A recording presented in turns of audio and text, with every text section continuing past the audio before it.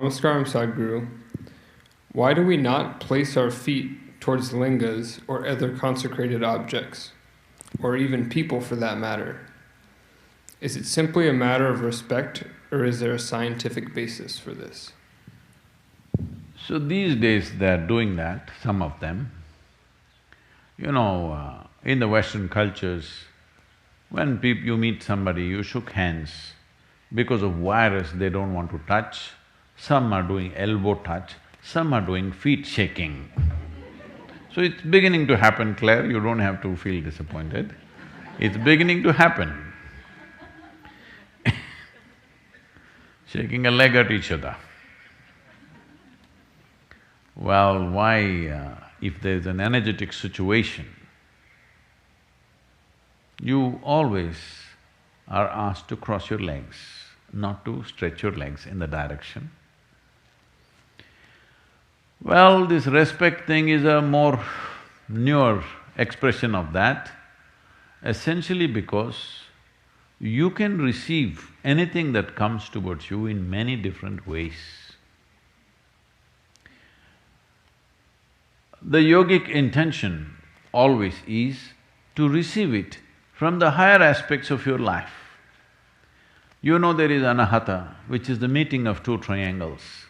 Below that is Manipuraka, Swadhisthana and Mooladhara, which are all chakras representing different aspects of survival process.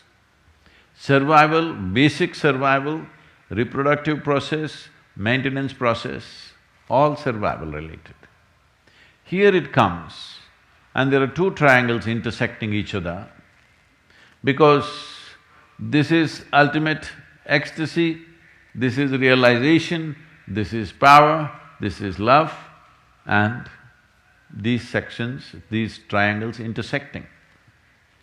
When there is a consecrated space, what it means is, there is a powerful energy which has the possibility of transforming you. That energy must come to you always from the highest possibility that you can receive. If you can receive from your Sahasrar, it would be too fantastic. That is the reason, the moment any Indian person goes into a temple, first thing is, they want to expose this. They keep it wet. In a proper temple, they are told, even in the Dhyanalinga temple, people go wet themselves, a wet head, because they are hoping this energy will enter here. It didn't work, so hoping here. Didn't work, then they will take, hoping this will have worked, nothing worked, then they will say this. But they don't want to go here, because these are survival processes. We don't want to enhance them, we want to enhance other dimensions of life which will enhance our life, because if you survive better, if you survive, it's good. It's very essential we survive. But surviving better than somebody is not a life goal. It's a waste of time, because whatever you do, you're not going to survive forever. Hello?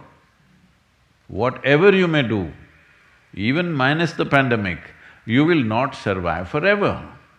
So there is no need to invest too much in the direction of survival. So, because of this, the whole culture understanding this dimension, they created the societies in a certain way. Well, today what you find is a whole distorted version of that, but fundamentally it is still there, that when you go to any consecrated space, you're like this, because you wanted to enter here, you want to become blissful, ecstatic. Doesn't work, at least peacefulness and realization, balance and free from all kinds of poisons that are there in the world should not enter you. So essentially you want the upper part of your body, above anahata, to be exposed to this. You don't want to sit with your legs open like this in front of a consecrated space, because that will attract a totally different kind of energy towards you, and that will work for you in a completely different way, which is not necessarily beneficial to you, it could be detrimental to you in many different ways. That's the reason when you sit in any space where you think there is power, there is energy, you always cross your legs and sit because you want to close the lower part of the body. If you do this, you know in some way you are close to people, isn't it? Hello? Ladies, you know this. Suppose somebody is talking to you, let's say a stranger has come, a man, talking to you. Will you talk to him like this? Hello? Some of them are doing it these days because they think what is wrong? Nothing wrong, you will bring a certain different type of attention to yourself. Well, if the man is decent, he will do this, if you are Indian, otherwise you will say hello and maybe shake his hand. And if he's acting little fresh, you'll say, yes or no? Because you know, you may not know intellectually, but instinctively you know what kind of postures bring what kind of attention to you, isn't it? Hello? Whatever culture you have grown up in, instinctively you always know because it happens in the body. It's not that we make up in the mind, certain things happen in the body. So certain cultures have very consciously evolved these postures that if you want to do this is how you must sit. It's very, very important. Even food, I'm telling you, even in the ashram, it's not possible because most people can't bend their legs except in the morning when we crack it. I'm telling you, if you sit in front of food, one advantage you have is there is a table between you and the lower parts of your body. But if you sit with food but with legs open, like many people are standing and eating, if you stand and eat, there are many negativities to this because you must understand the longing for food is not just in your mouth, entire body is longing for it, entire body. Well, people will say, oh, there is nothing scientific about it, is my navel longing for food, is my genitals longing for food? Yes, it is. You may not understand, every part of the body is longing for food, but it must go through this route, isn't it? Hello? Similarly, there are other kinds of longings in our body, they must go through the right route, then only life works out in a certain way, otherwise you will distort life. So keeping your legs crossed whenever you see a powerful form is a very important thing.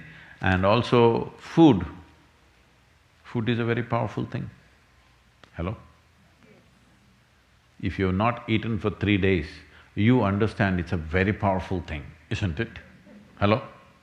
It is a very powerful thing and you will see if you have not eaten for 3 to 5 days, every cell in the body will long for food.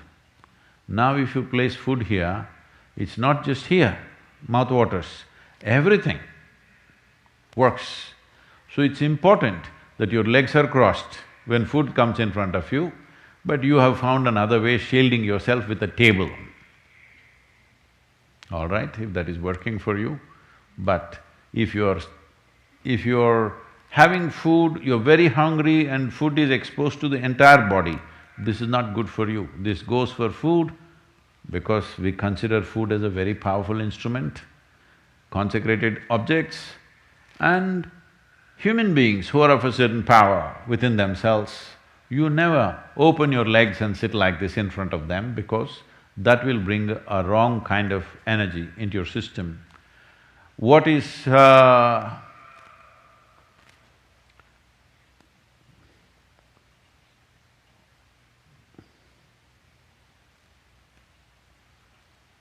I'm asking you, is it good to shit? Hello, I'm asking you a question. Yes. But it must come out of a certain part of your body. If it comes out from elsewhere, it will become terrible, isn't it? Hello? Similarly, food should go in a certain way.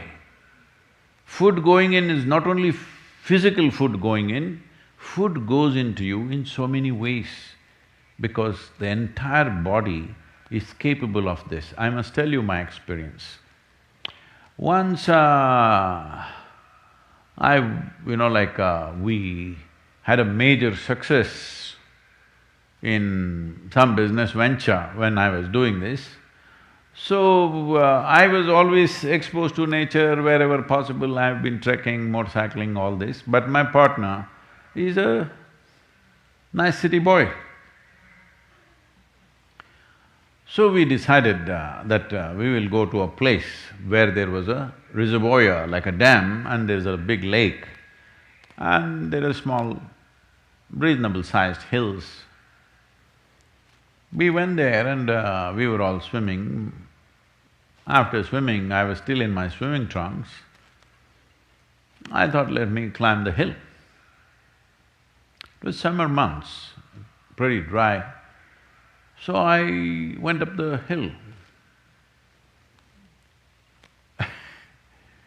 Now sometimes I wonder, these days wherever I go, somebody's carrying a bottle of water. At that time, I rode through the day and night. I never had a water bottle with me. We just managed just like that. So I went up the hill. As I went in the summer heat, bare-bodied, I was sweating heavily, but I have a problem of turning back halfway. So I want to go all the way up and then come down. I went up, and as I was beginning to come down, I started feeling that I was suffocating with my tongue kind of bloating up. I was dehydrating so much that my tongue was becoming like a block in my breathing, and I really started struggling. I badly needed at least a few drops of water. I tried to lick my own sweat, but it didn't help. When I thought I'm going to kind of literally lose my consciousness, like I'm going to faint, then I just sat there with my eyes closed for some time. Then I realized my entire body, like all the hair on my hands and legs are all going this way. It's not like goosebumps. Goosebumps means this will rise this way, this will rise this way. I just saw that all the hair pointing this way. And I just knew, there's water somewhere here. And I just went in search of it. I went into a small, beneath a rock outcrop, like a small cave. Cave not for a human being, maybe rabbits and rats and those kind of animals could go and stay there, that kind of cave, just about that much.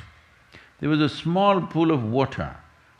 Maybe it was rabbit's urine or it was rainwater, I don't know what the hell it was, it didn't matter. I just put my face into it and drank up the whole thing, including the mud and everything. I sat there for a while, recovered from that and came down. Why I'm saying this is, when you really need something like food or water, you will see every cell in the body will long for it. If you pay attention, you will see thirst is not just in your mouth, it's everywhere. So, the same goes not just for food, the same goes for other types of energy also. Every cell in the body longs for it. It's very important you receive it the right way. So whenever you feel there is a powerful place, it's always best to cross your legs and sit down if you're sitting there, not sitting like this. You will attract something that you don't need.